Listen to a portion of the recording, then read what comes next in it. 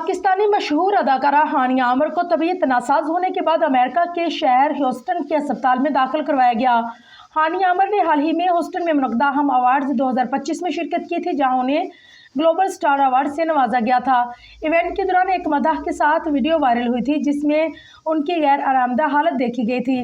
ज़राए के मुताबिक हानिया आमिर की तबीयत अचानक बिगड़ गई, जिसके बायस उन्हें अस्पताल मुंतकिल किया गया।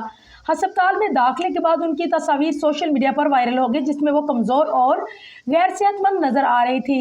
हानिया की मैनेजमेंट टीम की तरफ से अभी तक इस हवाले से कोई बाज़ाब्ता बयान जारी नहीं किया गया, ताहम करीबी ज़राए के मुताबिक वो जल्द सेहतयाब हो जाएंगी।